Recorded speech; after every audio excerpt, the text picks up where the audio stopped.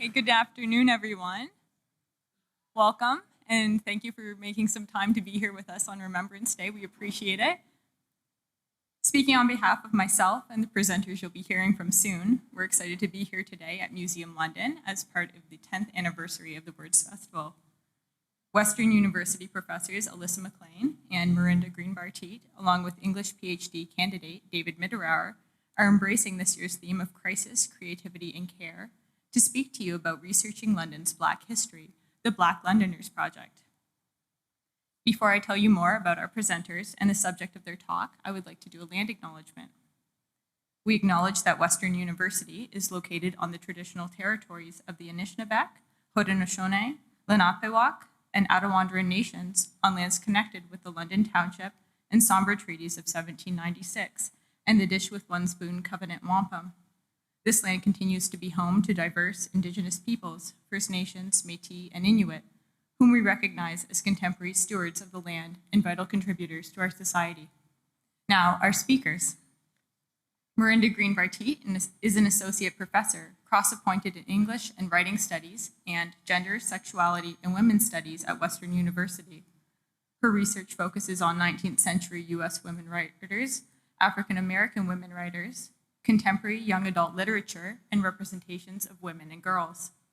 Her co-edited collection, Race in Young Adult Speculative Fiction, won the Children's Literature Association Best Edited Collection Award for 2023. Alyssa MacLean is an assistant professor in the Department of English at Western University, specializing in 19th century American literature and Canada-US border studies. Her publications in Black Canadian literature and American studies have appeared in Wiley Blackwell's Companion to American Studies and in the edited collection, Reading Between the Borderlines, Cross-Cultural Production and Consumption Across the 49th Parallel. David Mitterauer is a fifth-year PhD candidate in the English department at Western. He specializes in early American literature and is currently writing his dissertation on romance and Black interiority in early slave narratives and early Black fiction. The Black Londoners Project is a digital humanities project which seeks to recover the historical evidence of the lives of 16 Black Londoners interviewed by Boston abolitionist Benjamin Drew in 1854 and 1855. Following this talk, we invite you to view a copy of Drew's book, The Refugee, printed in 1856, on display in the atrium, open to the section on London. Alyssa, myself, and my colleague Abby here actually were involved in that display, so we would really extra appreciate it. So after the talk today, we will have a Q&A session. And if you have a question, we would just like to remind you to keep the microphone nice and close to your face so that everyone in the room can hear you as well as those joining us on Zoom. Now, please join me in welcoming our speakers.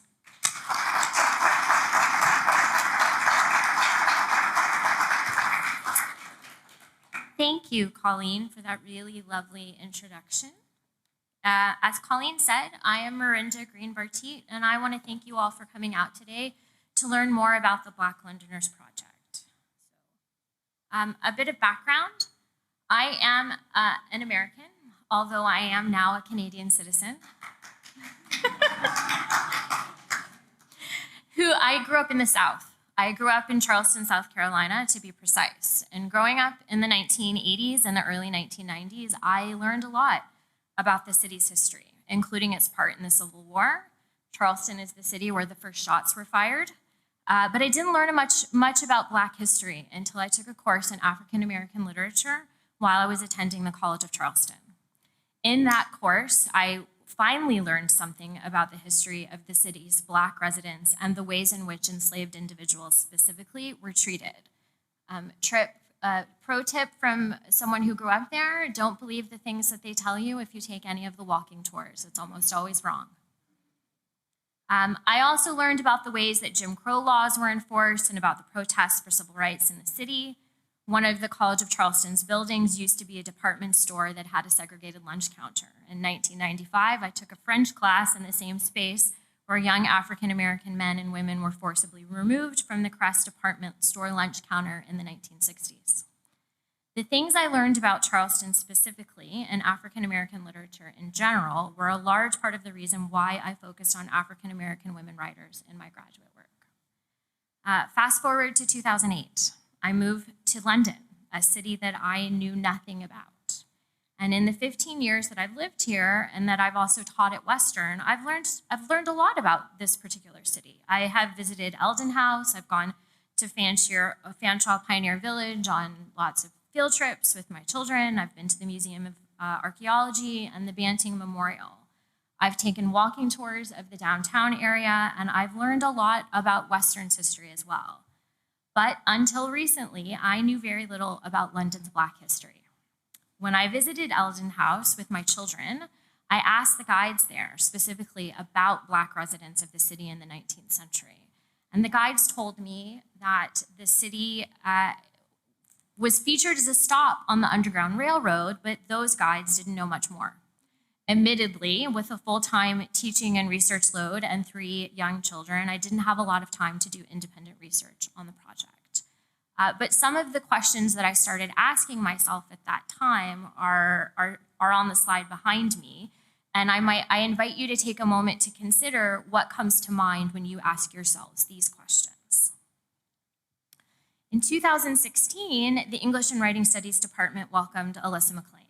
And I quickly learned that Alyssa and I have overlapping research interests. Where my work in the 19th century is firmly rooted in the US, and specifically focusing on women and women of color, Alyssa's work focuses more on the representation of the US and Canada border, specifically the ways that US and Canadian authors represented border crossings in the 19th century. Over lots of conversations and many cups of coffee, we began thinking about ways to collaborate. We were, and we continue to be, very interested in the ways that Canada is positioned in direct opposition to the US in terms of racial politics. In literature, in film, in television, in the general cultural imagination of North Americans, Canada is considered a safe and welcoming place, whereas the US is a place that's dangerous. It's unwelcoming, particularly for people of color. At the time, I was working on an essay on the representation of race in the television adaptation of Margaret Atwood's The Handmaid's Tale, and I sought Alyssa's advice.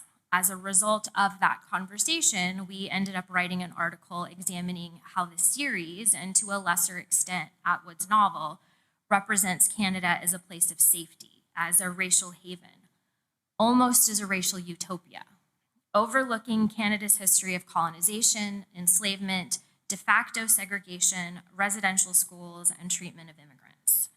Once that article was published, we knew that we wanted to continue to explore representations of Blackness in Canadian and US literature, but we weren't sure where we wanted to go. Having just completed a project on contemporary literature, I knew that I wanted to go back to my 19th century roots. And it was during, believe it or not, a March break play date that we had organized for our children that we talked about applying for a grant. And Alyssa specifically wanted to do some archival work. And Western has an archival collection. She had spent more time in the collection than I had. She knew that there were some resources connected to Black history, specifically Black Canadian history. And she said, let's focus on this. And then she asked me if I'd ever read Benjamin Drew's The Refugee, or North Side View of Slavery. And I told her that I had, but that it was years ago and that I didn't really remember. She reminded me that the book contained a chapter on London. So after a couple of internet searches, some emails to some librarians, and a couple of more conversations, we realized that little is known about the 16 Black Londoners beyond what is recorded in Benjamin Drew's book. And we began thinking about what that absence meant. What happened to those individuals after 1856, which is when Drew's book is published? Did they stay in London? Did they return to the States after the Civil War, as so many formerly enslaved individuals who had fled to Canada did? As our list of questions about these individuals and the history of 19th century London's Black residents grew, the Black Londoners Project was born. So with this project, we are trying to recover the histories of formerly enslaved individuals who fled the US and settled in London in the mid-19th century. Specifically, we are looking at the lives of 16 freedom seekers whose biographies were recorded by Drew. as Colleen said, a copy of which is on view just outside in the museum, right? We know that from 1854 to 1855, Drew was in London, in Ontario, and interviewed these 16 Black individuals. His transcriptions of their narratives describe their experiences escaping slavery and settling in London. Some individuals, like Alfred T. Jones, who David is going to talk about in just a few minutes, and Alexander Hamilton, represent their lives in positive terms, describing their work history and the many successful businesses that they owned. Others, like Francis Henderson and Henry Moorhead, detail the segregation and the discrimination that they faced in London. And while the biographies give readers a glimpse into their lives, it's really just a snapshot. And as I've said, we know little about them beyond what Drew recorded. And we're aiming to collect more information about these 16 Black Londoners and present new information.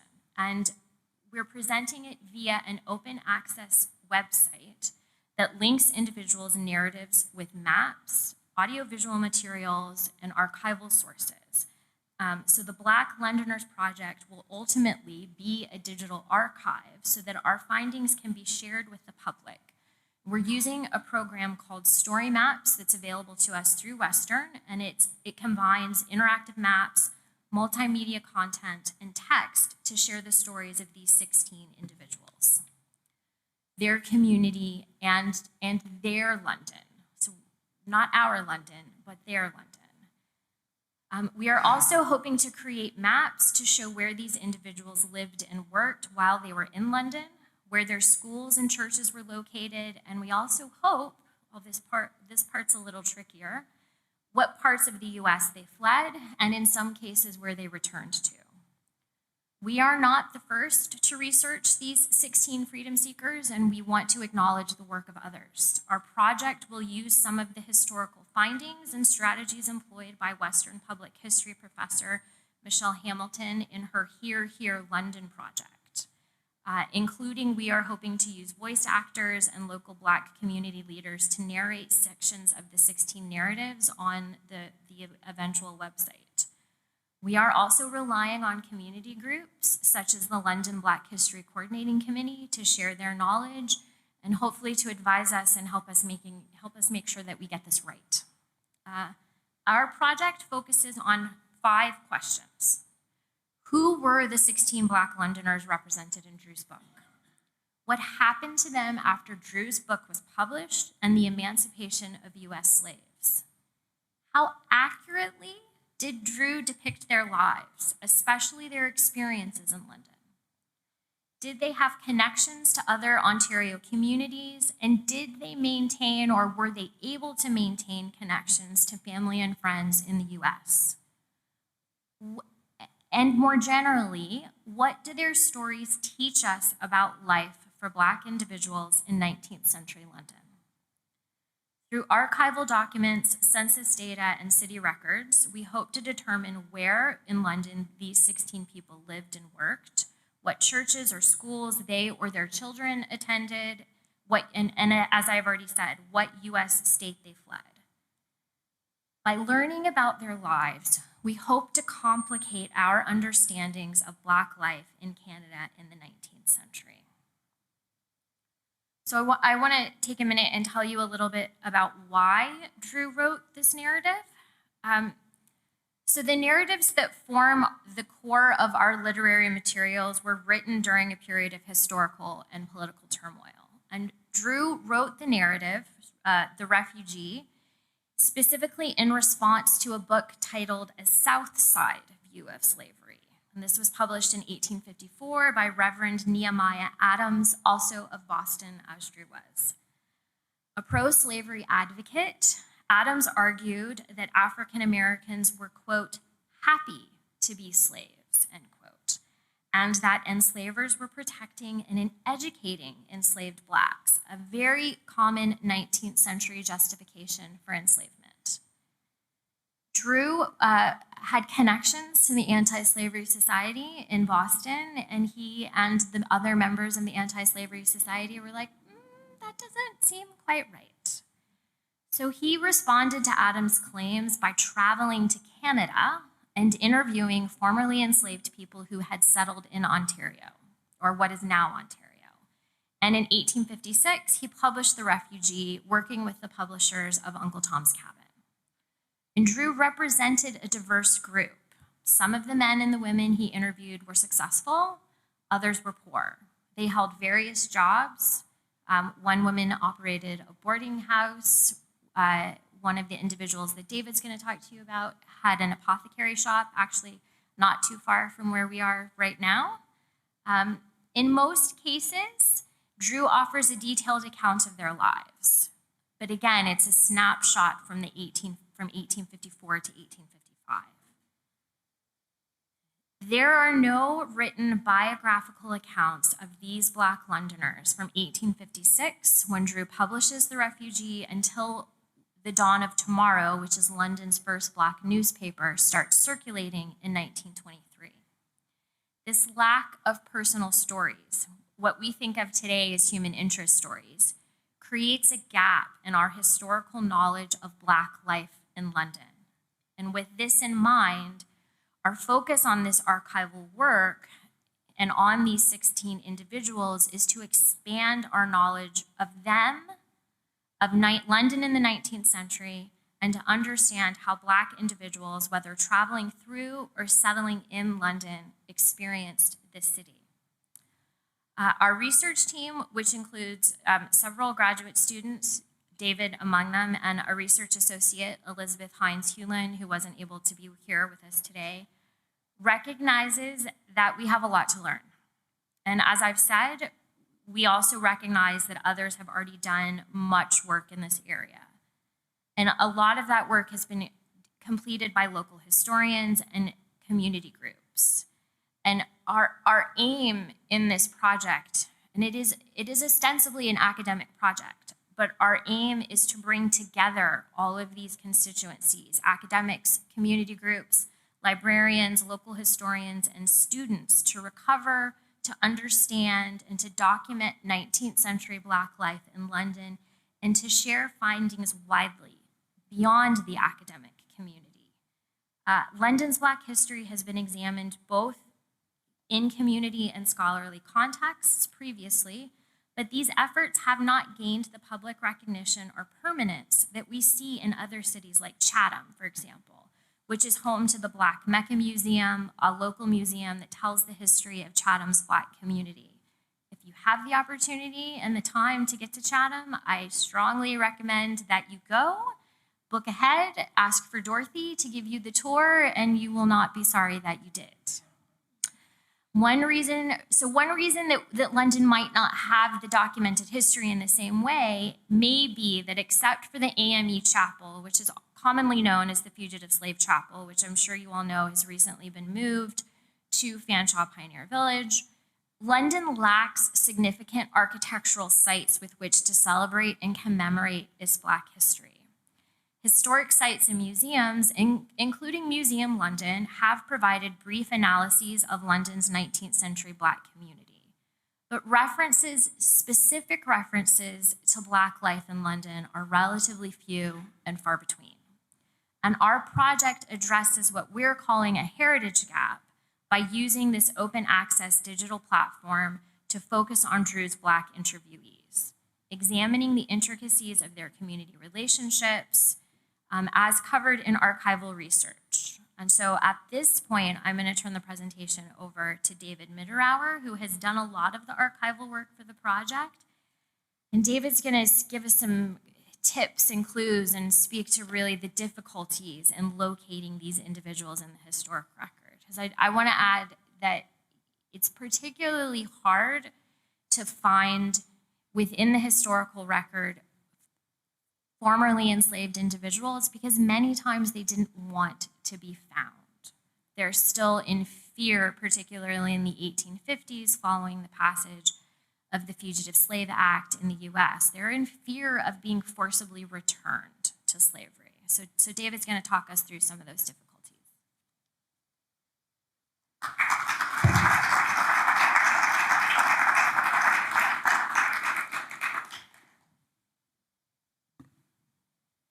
Thanks, Miranda, and thanks for everyone coming out.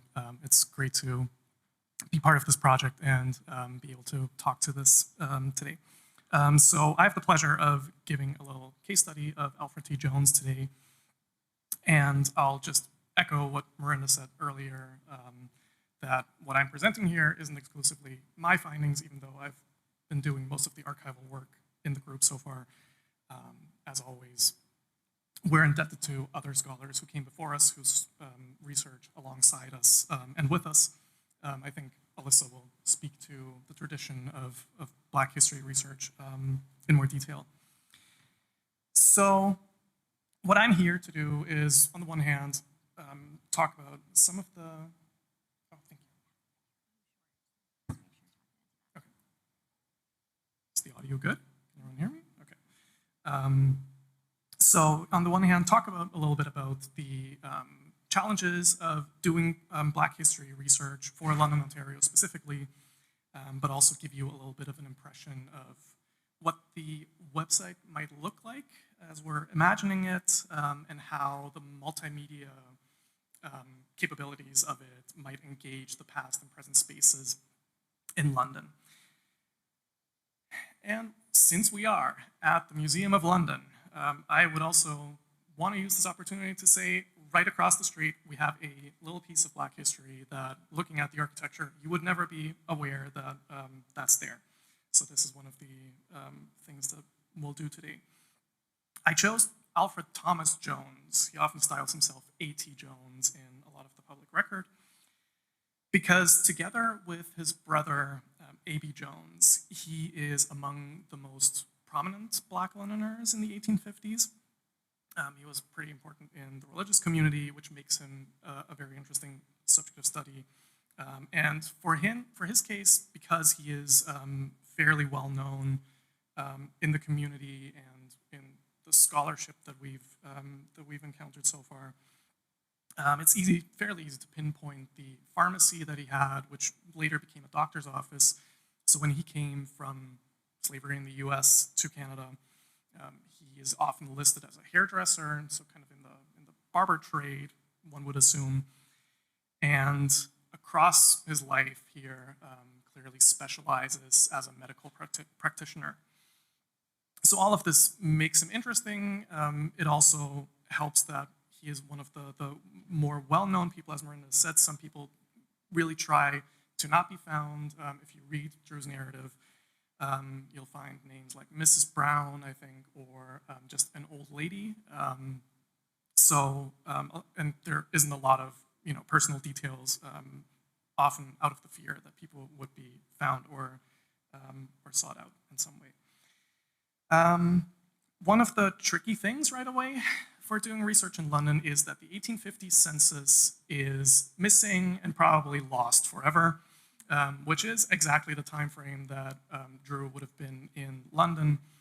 So great, of course. So what we have to do here, and what I'm trying to show you today, is some of the methods of how we kind of look what happened before, look what happened after, to to fill in this gap, to really try to understand the snapshot that Drew gives us in the 1850s in more detail. Now, on the screen, we see a bunch of text, which is Alfred Jones's narrative in Drew. And if you read this text, the narratives can vary in length pretty wildly. So some of them are several pages long. In other cases, with Alfred T. Jones, who is a well-known figure, we only get a couple of paragraphs sometimes, right? And often that is all that we have to work with, and that he reveals of his life to us. One thing to note right away is that Alfred Thomas Jones, probably was not his name in enslavement. That's probably, together with A.B., they adopted the surname Jones, likely, as one of the ways of avoiding detection, and for various other reasons, which we can go into if people are interested in that. Some of the things that he tells us that are interesting and helpful to know is that he says about himself that he belonged in Madison County, Kentucky, and that he stopped a month in St. Catharines on his escape and then came to London. And he says, and I have remained here ever since. Which so far seems pretty accurate, right?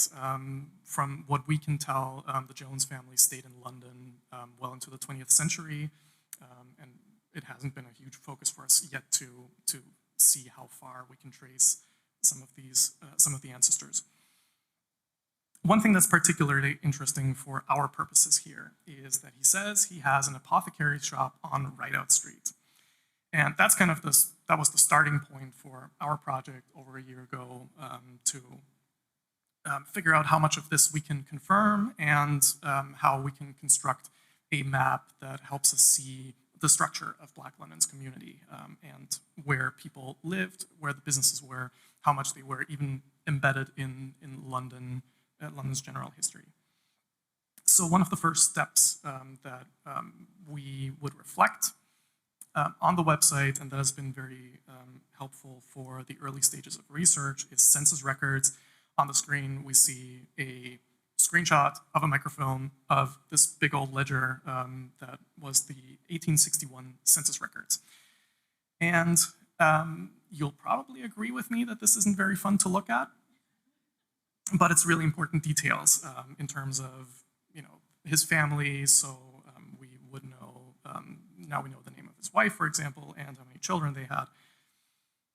And all of this, as Miranda already gestured to, even sometimes for other refugees from slavery, this can be hard to come by. So this is really helpful, as not fun as this is as a multimedia, as a piece of media. It's really important information that would reflect on the website. So here we have Alfred T. Jones and his family, and there's also Betsy Paul, a old single white lady. Who knows what's up with that? Your guess is probably as good as mine as to what's going on here. And now we can be fairly sure that this is Alfred T. Jones from the narrative, because what we see here in the race category in the census, I'm not going to read out the terms that they have there because they're all rather outdated, is that they're listed as Black, and that as religion they're Baptists. So many refugees would be either Baptists or Methodists, so that checks out. And the most distinguishing feature, of course, is the profession that Alfred T. Jones calls himself a druggist, right? So that checks out with the claim to having an apothecary store. And this is taking the next step to making this a little bit more useful for our mapping project and London's Black geography in terms of how we can confirm where on Rideout Street this would be in more detail. So another thing that is very helpful is the assessment rolls, as they call it. So I think of these as the 19th century tax records, essentially. And again, on the screen, we see a very fun to look at form with printed columns for owners of properties, occupants of properties, and how much people are being taxed. So here, Alfred T. Jones appears again, renting a space from a Reverend, I think John Bailey, it says here. If reading cursive isn't your forte, you have to get pretty good at this quickly in order to do this work. And let's just switch one slide ahead. And on the top of the screen, same picture, just a little blown up. The thing that we're most interested in here is the address that is listed, which reads North Dundas West, number 20. Now, it's not really an address. 19th century records didn't really work that way, so these are lot numbers. So one thing that we did is pull up a map that has these lot numbers reflected on them, and then try to find where in London this would have been. So just using this information, if you look at the map here, one thing that happens here is on the intersection of Dundas, and I think that's Wellington, I want to say, the lot numbers go 1, 2, 3 in both directions, right? So with the information of North Dundas West, you'll look at the top row of the Dundas houses and go west from there until you hit number 20. Now, this is a little bit of an older map, older in the sense of 1870s. So for some reason, number 20 isn't listed here, but if we go from Dundas West and we find right out down here, then number 20 would be right at the corner, so the northeast corner of Dundas and right out. And that is basically just out the door from the London Museum.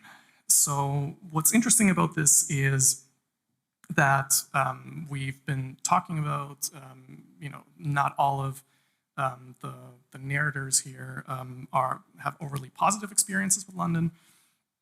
But one thing that we see here is that London in the 1850s, at least, isn't as heavily segregated as it will be later, or as we might imagine in the first place, right? So this is kind of the western edge, I want to say, of London downtown at this time. So having a Black person with a store here in the middle of downtown life, I find that pretty significant and interesting. So the final step for the project now comes into what do we make of this information and how we represent that. And this is how work in progress this whole thing is, because we haven't really found, for this case study at least, interesting or accurate pictures of what that house looked like at that point. So one of the things is today we'll just approximate as far as we can to what that might look like. So on the screen we see an aerial shot of the courthouse, so just outside of that wall. And what you can see here is if you look across the street to these rows of houses and shops, that's where we are right now, right? So even this photograph is from the 1930s, so even just about 100 years ago, the space looked pretty different than what we would recognize it as today, right? And taking that, keeping that in mind, we'll look at what that building over there might look like. Another photograph that I found is another one of the courthouse, just from a different angle this time. So we see, if you look at the Google Maps screenshot here, so that would be looking from King Street past the Middlesex London Health Unit as it was, or as it now not is anymore, over to the courthouse. And again, this looks kind of different from what we imagine it as today, right? So there is this big old fence, and they have stables. This was probably some kind of, that they had horses there and whatnot. And more interesting for our purposes is to the right of this picture are several houses off down the street, which today is not a thing anymore, right? So this is, again, this area looks a little bit different in the 1870s than it does today, and probably a lot more houses, a lot more stores that we can talk about later a little bit more as well. And if we jump ahead one on the street here, yeah, so what we're interested in is down here on the street on Google Street View. So this is the building that we that we now know is the building that A.T. Jones had his pharmacy in. So now from this angle, the courthouse is just behind our back, and we're looking on at the new courthouse, right? And Budweiser Gardens is to the right. And then you look at this beautiful, beautiful piece of brutalist architecture, and you know there is nothing that ever tells you that there was any kind of historical building in the first place. So there is kind of a general cultural, geographical amnesia going on, but also more specifically an erasure of Black history as well. So that's kind of the thing that we are trying to counteract with this project, or hope to do with the multimedia aspect of things. And what we gain from this, and I leave the early findings to Alyssa, because I know she talks about that, is to help us understand the structure of London's Black community better. And in turn, it also fills in a lot of the gaps in London's history in general, right? It gives us a more honest impression of who built and maintained the space and the communities around us that, in the past, but also that still impact the present. And how Black people who came from slavery to London fit into London's life or also did not fit into it, right? So, and for, more specifically for Alfred T. Jones, it raises interesting questions of who came to this apothecary or this black doctor in town, right? Even if it's, since it's right across from the old courthouse, which I assume had a prison in some ways, would he be a doctor to prisoners, black prisoners maybe in particular? A lot of these questions we're still working on, so I'll leave the rest to Alyssa, and thank you for listening.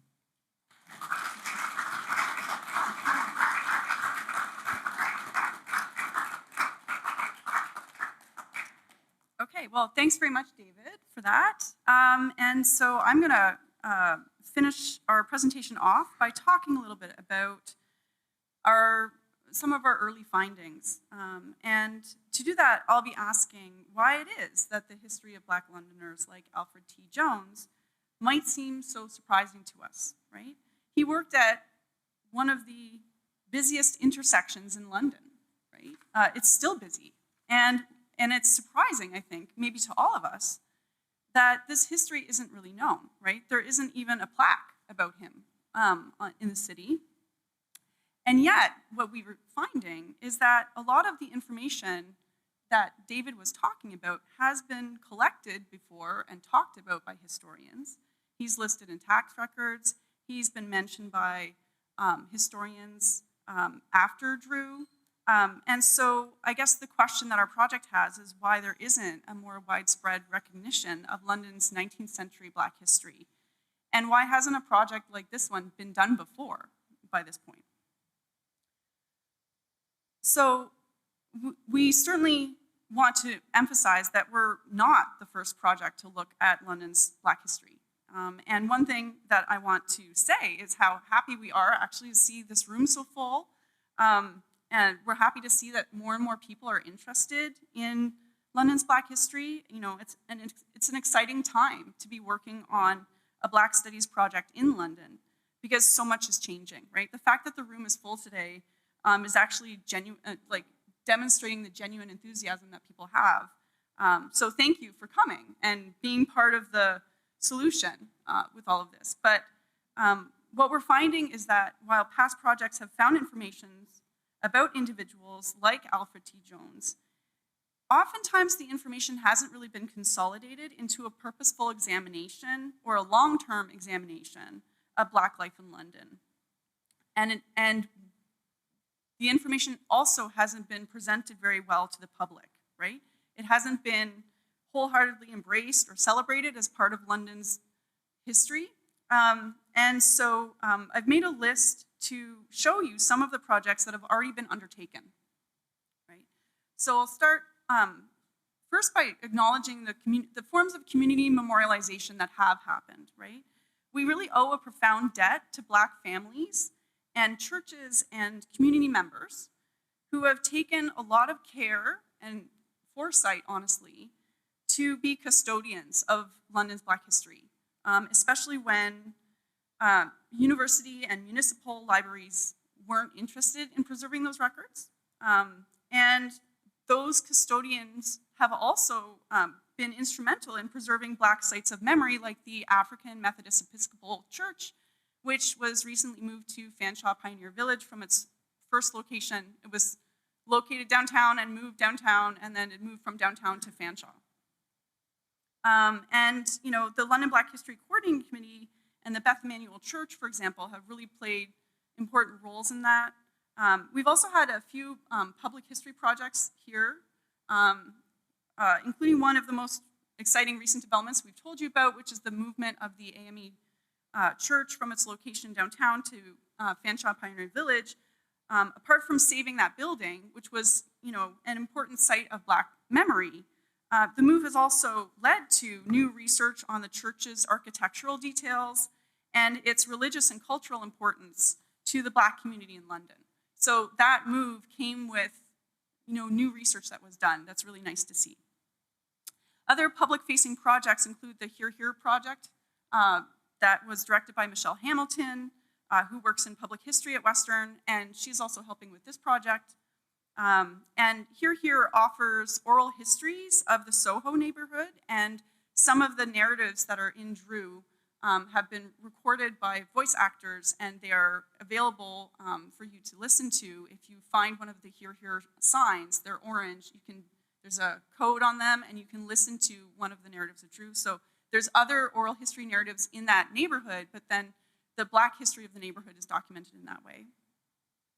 And then we've also seen a few academic books and articles come out by historians like Robin Winks, more recently by Hilary Bates Neary, who researched the letters of Lewis Champion Chambers, who was a pastor of the AME Church.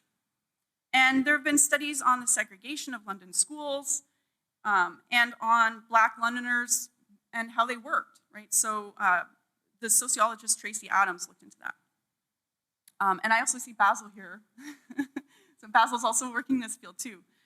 So this isn't an exhaustive list, it's a selected list, but I think this gives you a sense of, how many different kinds of projects have been started, and even though this is a fairly deep list, we haven't really seen a collective memorialization project happen yet. So we asked, well, why is that?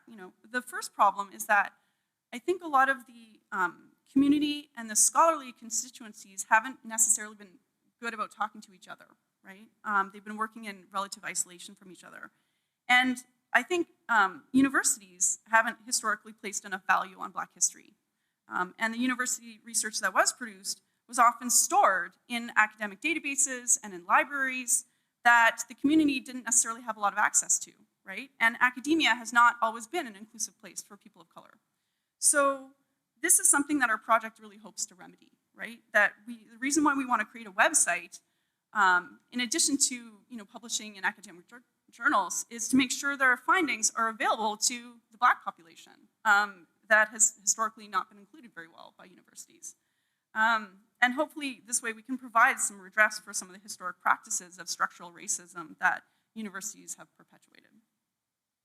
But I think we also have to acknowledge that there's deeper reasons here why London's Black history sometimes has been neglected.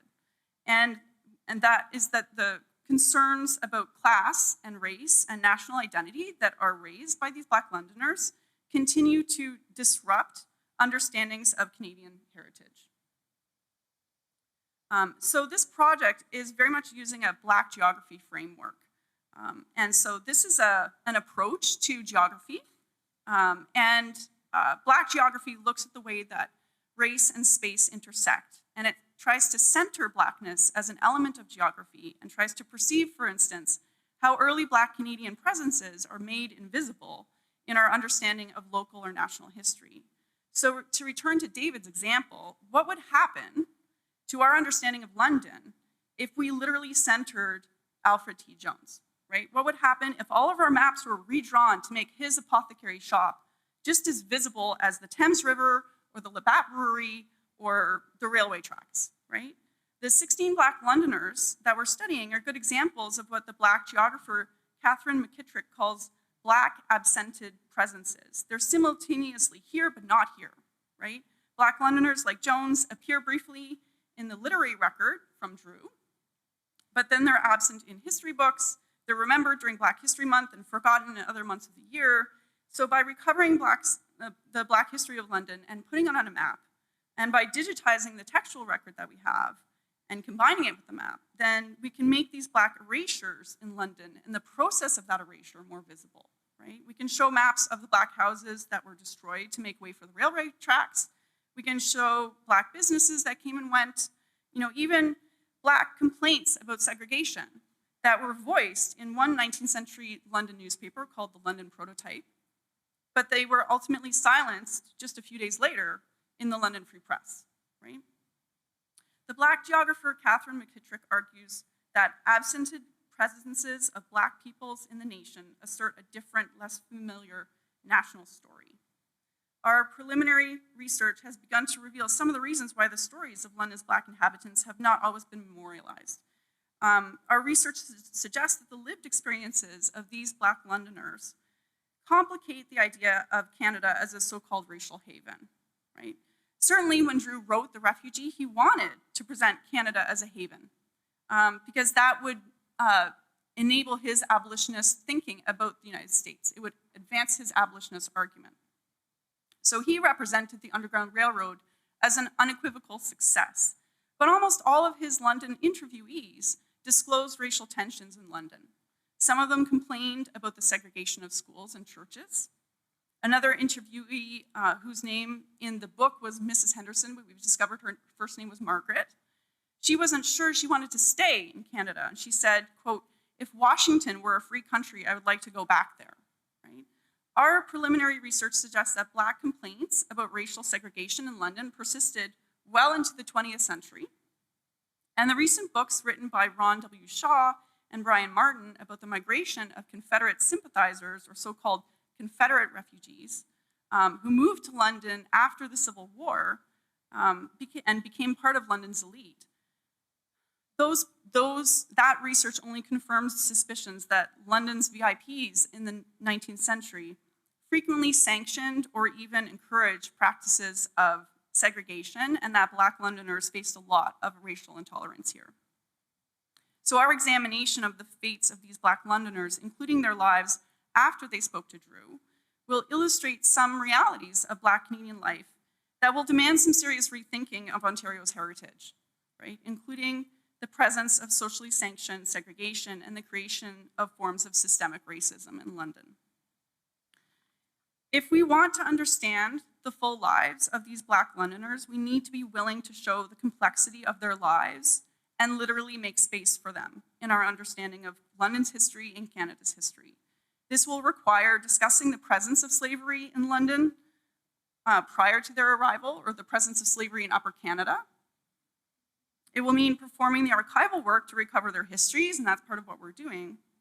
It will also mean valuing the oral knowledge of families and community organizations about their family histories and their experiences of being in London.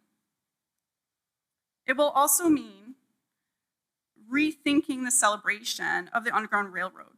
So Catherine McKittrick points out that a celebratory understanding of the Underground Railroad, one in which Black refugees reached Canada and led perfectly happy lives after that point, free of prejudice, quote, allows Blackness to be comfortably placed in Canadian history.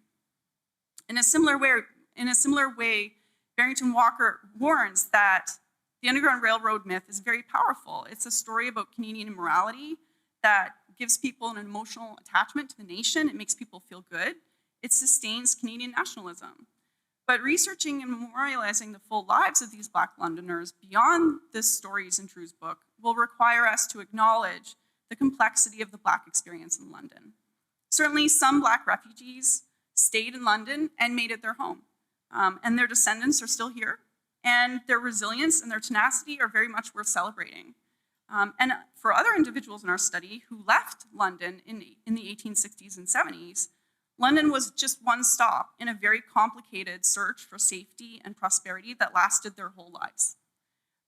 And in fact, many Black Londoners were transnational figures who moved back and forth across the Canada-US border at multiple points during their lifetimes. By examining these lives, we can analyze the structural features of early Canadian life that affected the happiness and the success of Black people in London. So in this way, we hope that the Black Londoners Digital Archive will be a memory-producing project that offers a counter-narrative to the mainstream histories attached to Canadian memory and meanings of place. We seek to center Blackness geographically and acknowledge Black Canadian presences as early and enduring rather than recent or fleeting. They were also very complicated in very meaningful ways, and we need to learn how to honor that. We believe that the stories about Black lives in the 19th century will offer new perspectives on London's history, as well as new insights about London in the present day. So thank you very much for your attention and for coming out today. I want to thank Western University for funding this research, and we really look forward to your questions. And also a big thank you to the Words Festival and Museum London for making the space available for this talk. Thanks very much.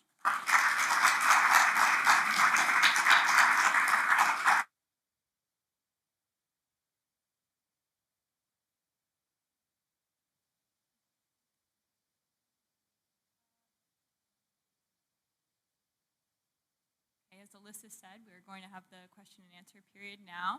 We have somebody who's going to be going around with a microphone. So if you have a question, make sure you wait until you have the microphone right in front of your face, again, just to make sure that everyone hears you here and online.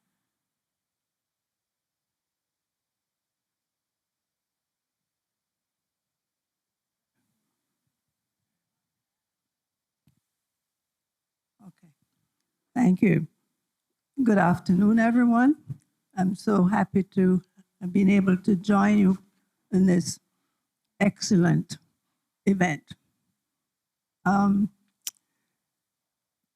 guess my first question is, being someone who needs a piece of paper rather than a screen to perceive and digest information, is any of this written down where I can go home and read it again? We would be happy to share it with you. We can talk to you afterwards. It's not published yet, but we can certainly share a transcript of our talk with you. That would be wonderful. Yeah, we're happy to do that. David's was a bit off the cuff because he's amazing like that, but he has notes. I'm sure he's willing to share with you too. That would be wonderful. What I really wanted to be sure to say is part of the not disappeared history of Black London suggests that you consult City Hall, and the appropriate person will direct you to the location. There is a plaque in Victoria Park. It's put there because of the work of the Congress of Black Women of Canada, London chapter, who worked to celebrate the fact that there was a school for the Black children of the Underground Railroad people. It was integrated because it also served the needs of Irish migrants who were not very rich at the time. And so that plaque is there, part of London's Black history. I can't tell you the whole story here, but go find the plaque and take a look at it. City Hall will give you the information so you can find it. It's somewhere near the band shell. And if you wander around long enough, you'll probably see it. Thank you for that. We would love to talk to you some more after. Thank you.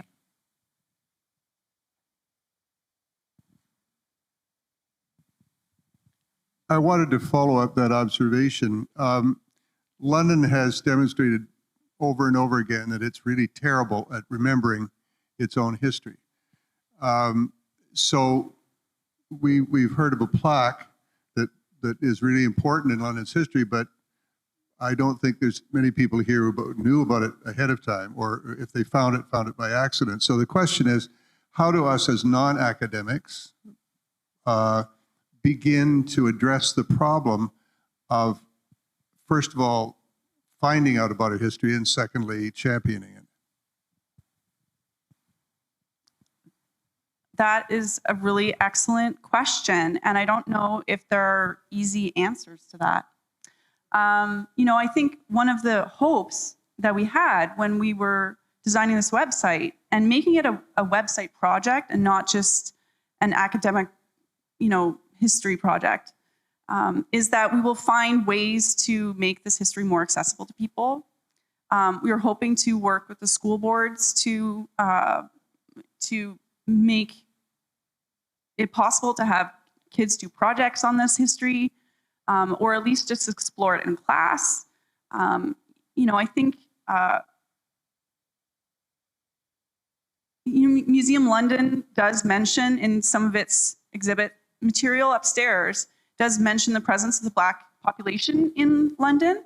But yeah, it's pretty fragmentary, isn't it? Right? So it takes an effort for people to go and find it. And I think that's one thing that we want. We want to kind of lessen the threshold to make it easier to start learning about this. Do you have something to add? Yeah, so I would say that one of our concerns always has been that this not be an academic project, right? We're obviously two white ladies, if I can be blunt, who are interested in African American or Black Canadian history, African American history, and literature. We don't think that it's our place in any way, shape, or form to be gatekeepers of this history. We want to share it as widely as possible. But there are individuals who know this history. And what we have learned over the last 16 months or so is that you just have to ask, right? And so we have reached out to people. For example, Christina Lord is in the back, and she is one of the organizers of the London History Black Coordinating Committee. And she and Carl Cadogan have been really great resources for us. She's working with us on a class project. Alyssa and I are teaching a class based on this research right now. You have to talk to librarians. You have to go into the London reading room and say, I'm interested in Black history. So at this point, unfortunately, you have to make an effort. And I think that the more people who make an effort, then as we progress, people will not have to make as much as an effort. Because as Alyssa has said, particularly with the way that this community galvanized around moving the AME chapel, like that was remarkable. And that happened in a really quick amount of time once the funds were secured. If you haven't been out to Fanshawe Pioneer Village to take a tour of it, unfortunately, you can't get out there until March because it's closed. But you can look at it online. It's really amazing. And what's most astonishing to me is the how quickly it was restored, right? And the amount of work that's been done. And they're constantly looking for new information to share with the public. But I think if you're interested, you have to ask. And then hopefully in 10 years, we won't have to ask, right? We're also hoping to provide a bibliography on our website that'll make it easier to look for things, right? So that's another aspect of education that we can offer. Oh, and one of the things that I would really like our website to do, there is no place, like one landing page, as it were, one website where you can go and look at, get information on all of the Black history sites in Southwestern Ontario, right? If you search Black history in Southwestern Ontario, if you Google it, you're going to find a lot of information, but there is no one single site. So I am hoping that eventually, like this is obviously a long-term project, that our site will have a page that can link you to the Black Mecca Museum, can link you to the Josiah Henson Historical Site, can link you to maybe, in 20 years, there'll be a site in London other than only the AME Chapel, right? Maybe we'll have a plaque commemorating the Jones family, for example. But again, you're absolutely right. You have to seek it out. We're hoping that by making this project so public facing, that will make it a little bit easier.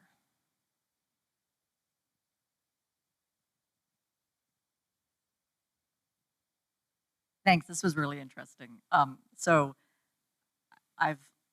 this is kind of continuing the conversation about plaques and access. And sorry, this is just going to sound like more like make work stuff, but I'm it's kind of exciting. I'm like, wow, there's all these things you could do. But I was wondering, are you going to work? Have you thought about working with community groups to try and get more plaques around London so that what you're mapping on the website is going to be actually visible? And the other thing I thought about is a walking app, walking tour app, which would be really amazing. So the London's Here Here project already does that to some extent. And if you're not familiar with the Here Here project, and make sure when you Google that you Google Here Here London, because there are other Here Here projects. And if you have noticed them around town, they're orange signs. And this is a result of, as we've said, Michelle Hamilton's work. Michelle is a professor in history at Western, and the work of her public history, master's in public history students.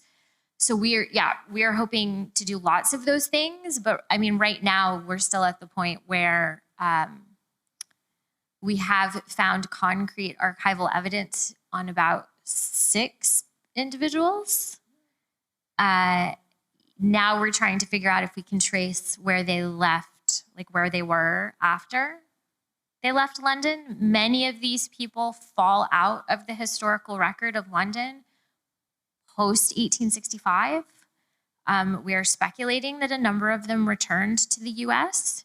It became, as many formerly enslaved individuals did, they wanted to seek out friends and family from whom they were, in many cases, forcibly separated as a result of enslavement. So we're not quite there yet, but yeah, every time we get together, we have another idea, and then we're like, wait, we have to put that one on the to-do list because we're still at the point where we're in the nuts and bolts, and we're searching for needles in haystacks right I should now. also add that the website offers possibilities that historical plaques don't, right? With the website, we can show how space changes over time. And that isn't possible really with a plaque, right? Oftentimes you put plaques on buildings. If the buildings are gone, what do you do then, right? I think that's part of the problem of the heritage gap that we're identifying, that if there is no building, then there isn't a place of memory, right? And so that has been, I think, one of the challenging aspects of London's Black history, because it was a working class history for the most part, right? Jones is an exception in a lot of ways because he owned, or he had this shop. But for the people who were working as like a laundress, for example, or that The Hendersons owned a boarding house, right? Yeah. So yeah, we think that was in the Old North neighborhood because we have found some documentation that suggests there were numerous boarding houses run and owned by Black families, but we haven't been able to pinpoint where. So we're hoping that the website will actually offer us things that we couldn't do in a physical location. And that might be interesting in its own way. We're also conscious that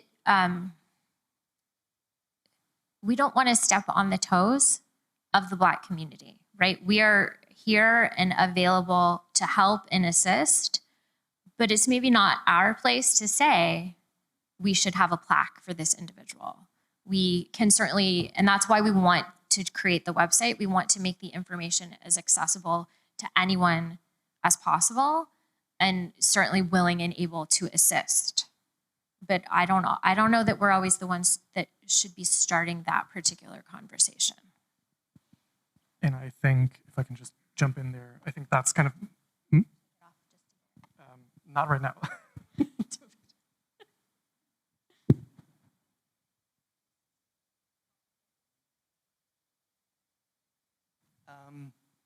Yeah, and like that's kind of my impression of how you guys thought about the project in the first place, right? That it has the website makes it a centers the community rather than us doing academic things and imposing a white gaze on this community, right? So I think we're in this moment of what can we do to help the Black community craft their own narratives of history, right? Like that's kind of, maybe plaques aren't actually the thing that people would want, right? Just to.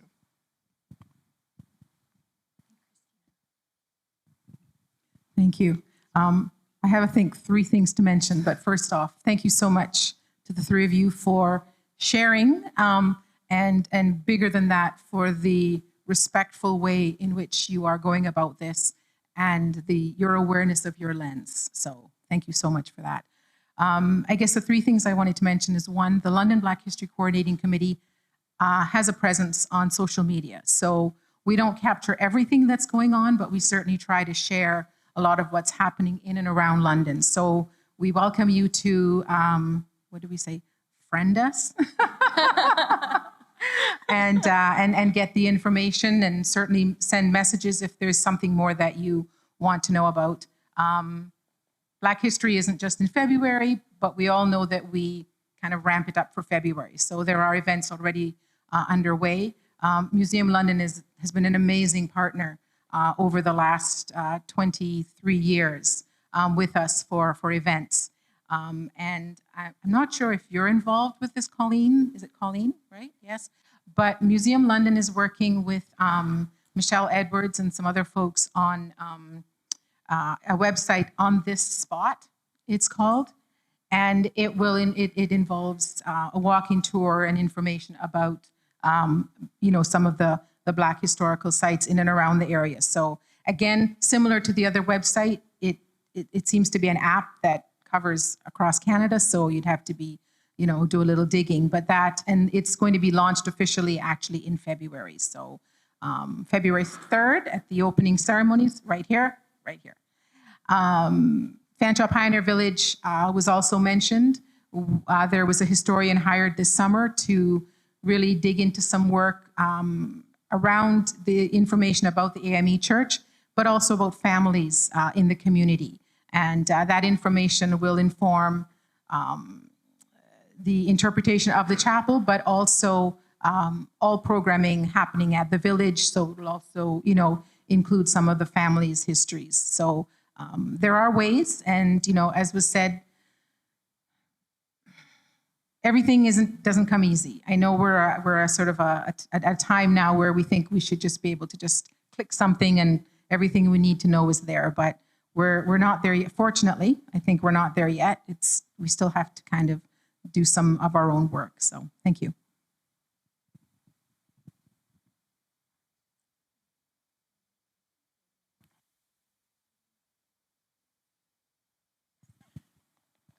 Hello, I'm James Shreve. You can find information about freedom seekers who lived in London area or throughout southwestern Ontario. If you go through the interviews done by the Freedmen's Inquiry Commission from Washington, D.C., because they went around, well, people know that they went around the United States assessing people who they knew were previously enslaved. A lot of people don't know that they also came to Canada and went around Ontario interviewing people who they know had previously been enslaved. So they came to London to interview my great-great-grandfather for that reason. And then from that interview, which I obtained from a historian in North Buxton, Brian Prince, I found out he was a barber here in London. And I didn't know any of my family until then had even lived in London, because I'm from Windsor originally. But I learned a lot from the Freedmen's Inquiry Commission interviews with him. And that was Samuel Gridley Howe was in charge of that project. Yeah. I don't think I was aware that they interviewed people in Canada. Yeah, a lot of people don't know that. They Yeah, went around, thank you for that southwestern suggestion. Ontario. Brian Prince in North Buxton, who's written a number of Black history books and has been on the Black History Month programs at the Wolf Performance Hall a number of times. He went to Harvard University where these interviews are kept, the Harvard University Library in Massachusetts. And as he was looking for some specific things, he was pulling out all the information he was coming across about other people from southwestern Ontario. So he had all this information, and just from a discussion on Facebook, the name of my great-great-grandfather came up. My niece mentioned his name. And then Brian Prince had all these interviews that they had conducted with George Braxton Dunn. And so we found out all this information. Well, I guess we have a new project. Thank you so much. That's a really good suggestion.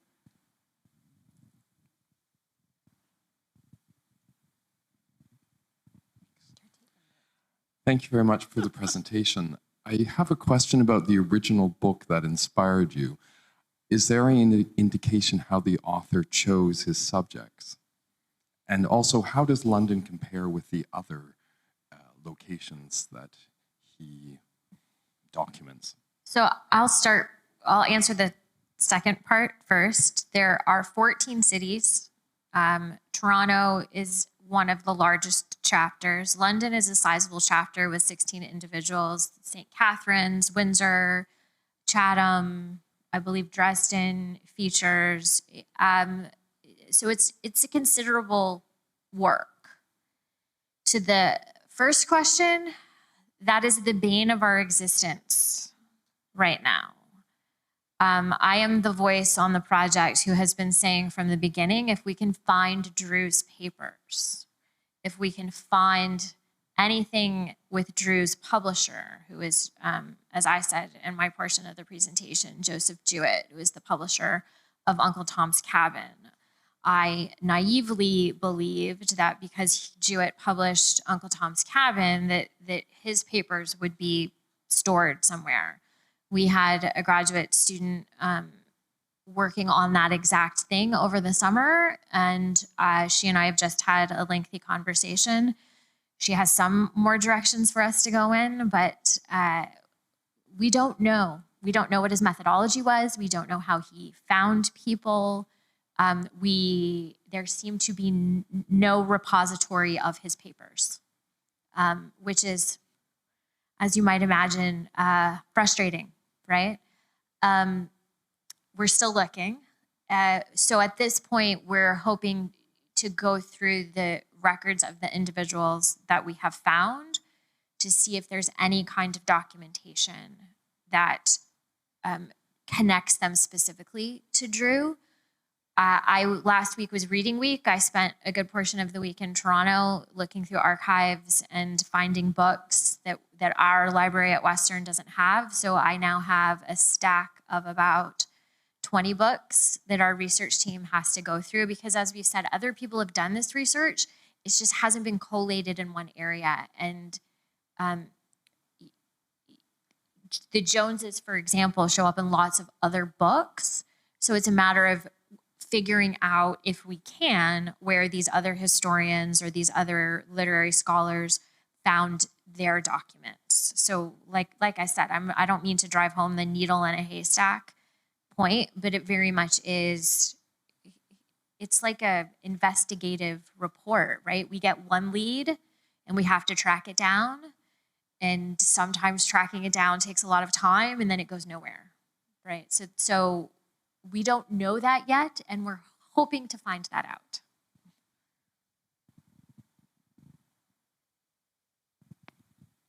Hi. I was really intrigued by Jones's description of himself, and it made me realize that this is kind of a British and American project rather than a Canadian and American project, because he's talking about going over to the UK, to the Chancery, to pursue a legal issue relating to his property. And so I'm wondering, did anybody, or has anybody yet, or are you guys thinking about trying to track someone like Jones through the legal records in the UK, where there might be a lot of information available, or some information available through the law courts? And the second little question is, I wish I could see the passage from the book that you had up earlier, because he's talking about, I think, other Black people coming to London. And he's saying, the phrasing struck me as really odd. The people from the old country, being many of them unaccustomed to colored people, have some strange ideas respecting us, a sort of secondhand prejudice. The majority of the people of color who come over here are not such as give a very good idea of what the people of color really are. Who are those folks and where are they coming from? That was my second question. I was just really intrigued by this narrative. So to the first question, yeah, we've been working on that. 19th century legal texts is also pretty difficult to navigate, like just regular legal text, even for, the literature guy is difficult. Yeah, no. So it's one of the things that we're really interested in finding out more. But yeah, like that is a true story. Again, like it's one of the things that I was even starting out the project, like very interested from the beginning. Is this, so what does this mean? Can we, find something on that? And there are records from the Canadian courts, and then, clearly A.T. Jones takes that up another step to the Chancery Court in Britain. So that story seems to be true, but we're still sorting through the details of what this really means.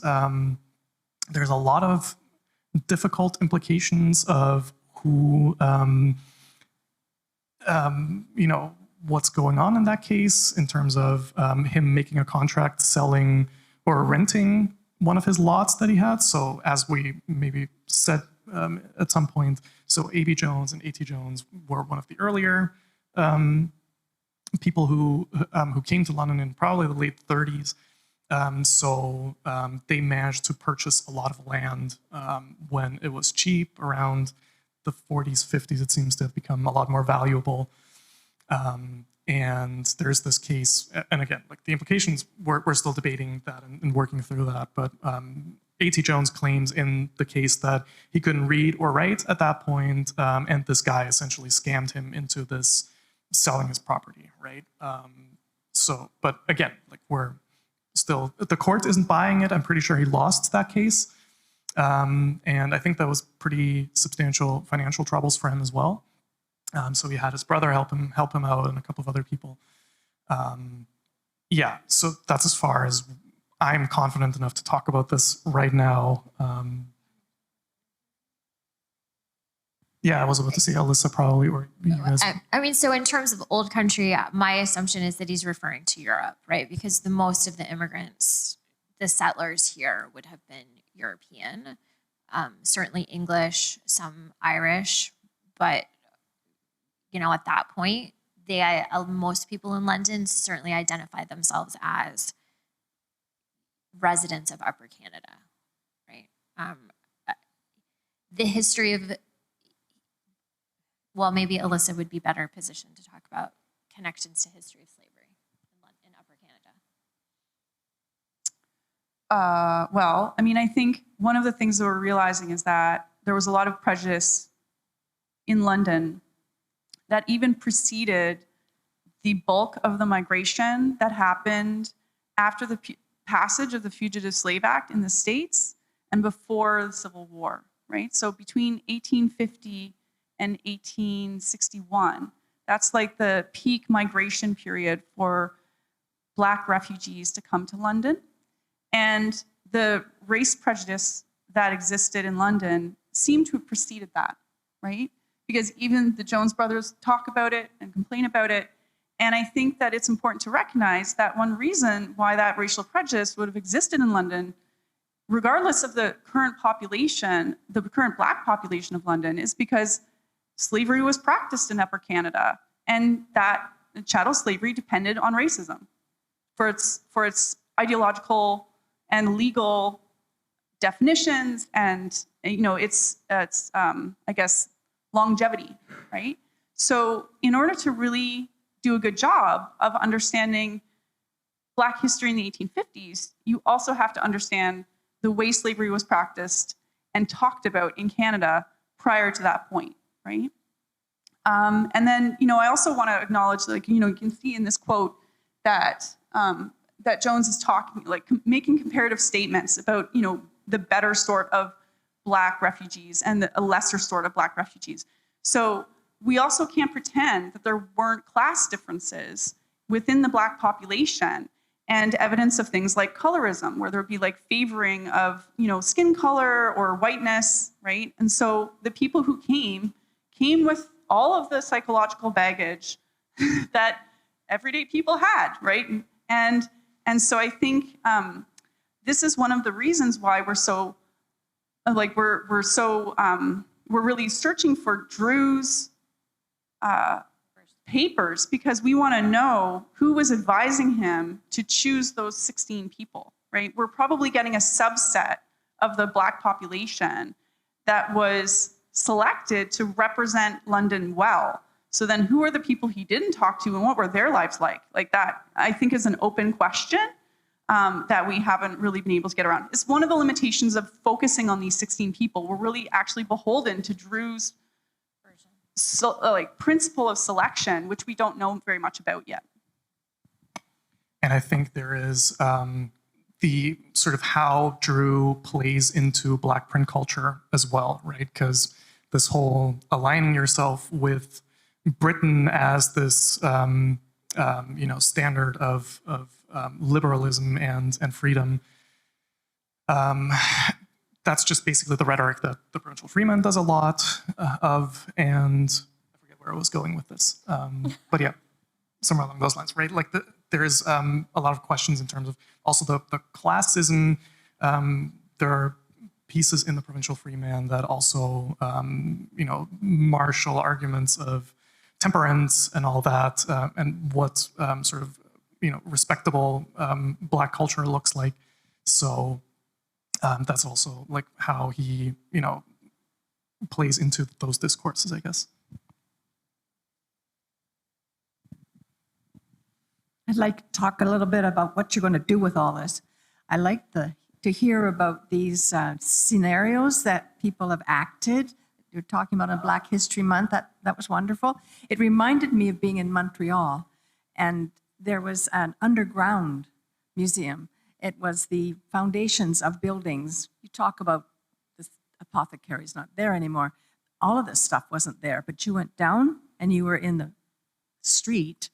There was a mock-up, a maquette showed you the river as it was and the buildings as they were, and you could walk up to each property on a little stool, and it triggered a scenario, and in 3D or whatever, it looked like somebody walking up to you. There were Black people, whoever had lived in that property came forward to you and treated you like a guest at their house and told you about themselves and pointed out things in the area behind them.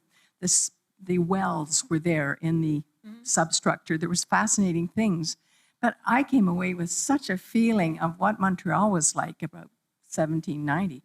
I like that scenario. It's presented to you that you can understand it. They are in the costume. They are acting the person, the personality, telling them about that particular building and how they fit into Montreal. I would recommend that, as you already are using, system of getting actors to reenact and make it real. Yeah, we'll definitely check out that particular site. I think at this point, our plans are to focus on the website because that makes this information as accessible as possible, and that we are hoping to use voice actors.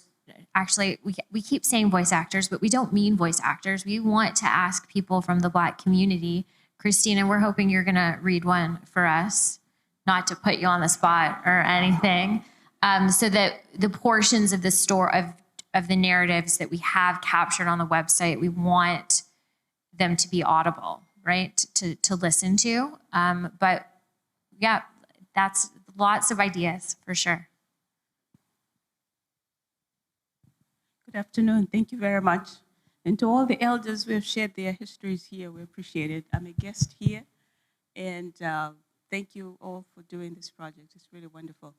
My question has to do with, since this is sort of British colony at the time, the relationships with indigenous people as well. I think that's also very important to the narrative, both in terms of people moving from the South in the United States, but also the Brits and the French. You might say, to go to the question of Montreal, that the French and the British, brought their menagerie, including their servants and all that, that it might be also, I don't know, maybe somebody has done this work, I don't know, I'm very curious to hear what the relationships, interactions, and the class structure and the ways in which empire itself, sort of played into these things, and the relationships in particular between the indigenous peoples and what we now call Black Canadians. Thank you. That is another great question. Thank you very much for that. I think I want to say that there is a story in The Refugee.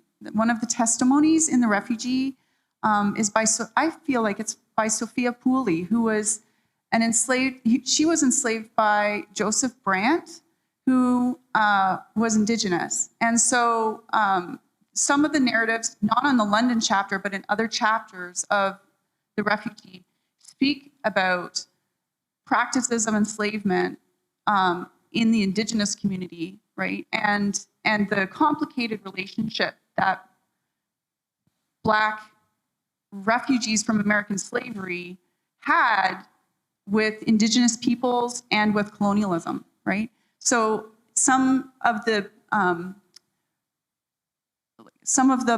Black population that we're looking at tried to align themselves quickly with the colonial project of Britain. That was one way to kind of, I guess, be seen as successful or as contributing to society, right? So you can see that in the ways that they talk about their alignment with Britain. They would say that they would be willing to, for example, participate in the army, you know, if Britain needed a militia. Sometimes they joined the British militia.